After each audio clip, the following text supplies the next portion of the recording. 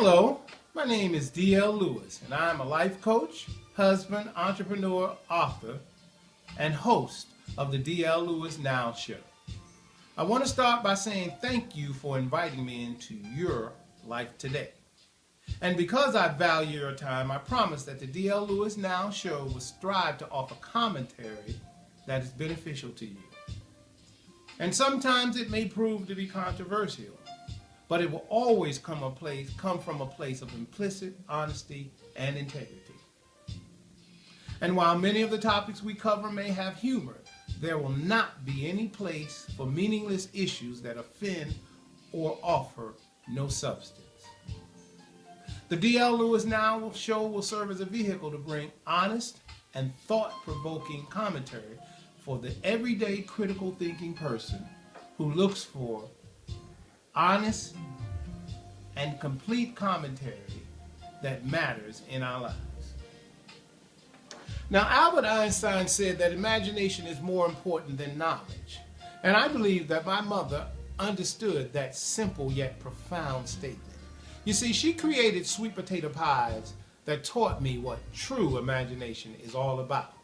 I would watch her in wide-eyed wonder as she closed her eyes and gave thought to what she was about to create. Little did I know she was drawing from her imagination. I watched her as she patiently washed and peeled the bright skin of her Carolina sweet potatoes. She never used measuring cups. Her measurements were from her heart. Her measurements were from a place that was deep in her heart, and that allowed her to use her imagination. And when the mixes were completed, she would set them aside and prepare her crust. And I'm telling you, to this very day, I cannot master her technique. She would take some flour, pour it in her hand. She'd take a little bit of water, a little bit of butter, a little bit of salt, sugar, and a little bit of milk, and she would mix it back and forth until she had the perfect crust. Next, she would pour a sweet potato mix in the pans and bake them at a slow 300 degrees for 1.5 hours. And while most recipes call for sweet potato pies to be baked at 350 degrees for 1 hour, my mother slowly baked her pies.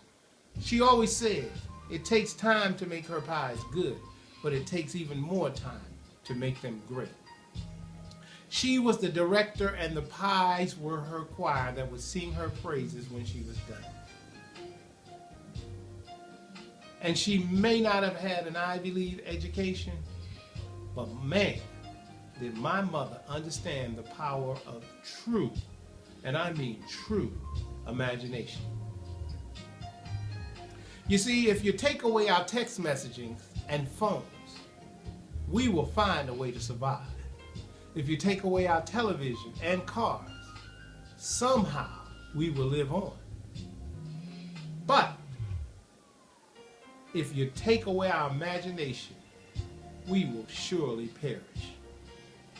Motivational speaker and author Les Brown says that 80% of us spend our time going to jobs that we hate, which is why the majority of the heart attacks happen on Monday morning between 6 p.m. and 11 o'clock. It happens because people are going to jobs that are literally killing them. How many of you know someone who's going to a job that's killing them? How many of you are going to a job that is literally killing you? It's causing you stress, anxiety, and worry.